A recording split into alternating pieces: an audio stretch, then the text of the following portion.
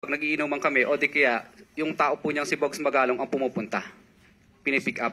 Sino-sino pa dito sa mga nabanggit mo mga pangalan na kongresista na talagang sa kanya mo inabot sa For example po, kay Kong Madronya na lang. For example, ano po, mismong siya po ang pumunta sa office namin at syempre pagkatapos po noon, tao na lang po niya ang nagdala ng bagay, kotse at saka personal ko rin pong dinoposit yung ano. Sino yung congressman? Kong Madronya po. Madrona o Madrona. Eliandro Yung Madrona. sa Romblon? Romblon po. For example, okay. For example po, ito na lang, si Kong Marcelino Teodoro ng Marikina. Ang tagakuha naman po nito sa akin ay si Bell Construction. Kasi ang nangyari po nito, pina-mutual terminate po niya yung mga project na napanalunan ko.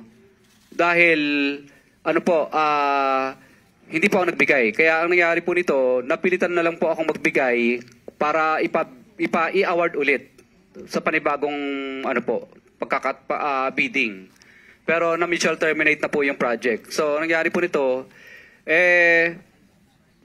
mataas, siyempre, pero hindi 25%. 18% lang po.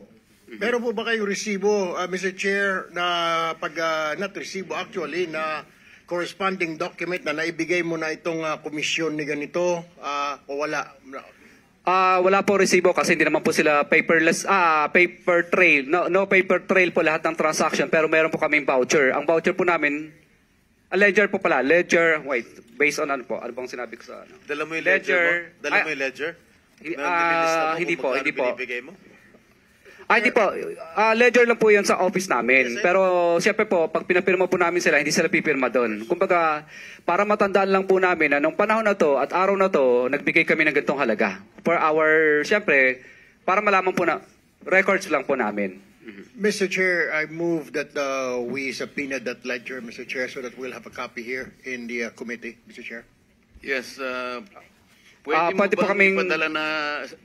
mo bang ipadala sa amin kung ano man ang tawag ninyo, kung ledger, anything that will indicate the payment of the alleged commission to each and every member of Congress subject of your sworn statement. Ang dala ko lang po dito ay summary lang po ng mga ledgers. For example, Office of Presidential, ano pong ibig sabihin? OPAB, ibig sabihin Office of the President Areas Visayas, parang ganun yata ang ibig sabihin ng OPAB. If I may, Mr. Curly, yung record mo ba nagsimula anong taon? Actually, 2022 po lahat nag-start itong record po nito. What about before 2022? Wala ka record? Wala pong, hindi po kami nagre-record kasi sumasali lang po kami sa bidding at nagpapadyaryo. So, Mr. Chair, I move that we subpoena duces tecum all the documents or the ledgers that are in possession of Mr. Diskaya.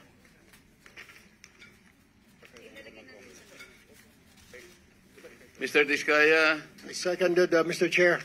Mr. Diskaya, narinig mo ba yung motion ni Senator Jinggoy? Kailangan ninyong ipadala sa Blue Ribbon lahat ng mga mapagbabasihan nating kung ledger man ang tawag nyo, kung ano man, hindi namin alam ang nomenclature, pero mapagbabasihan na pwedeng matukoy na nagbibigay nga kayo ng komisyon sa mga taong binanggit nyo sa inyong sworn statement. Mr. Chair, ang dala ko lang po ngayon ay summary po. Hindi ngayon, basta kailangan maipadala ninyo lahat ng dokumentong pinagsasaligan ninyo, pinagbabatayan ninyo ng pagbibigay ninyo ng alleged commissions. Magagawa po ba ninyo yon? Kailan po ninyo gagawin? Asa po, ipapaasa po namin. Sige po, salamat po. Other members who... Senator Rapi, baka meron kang may tatanong ngayon. Sige.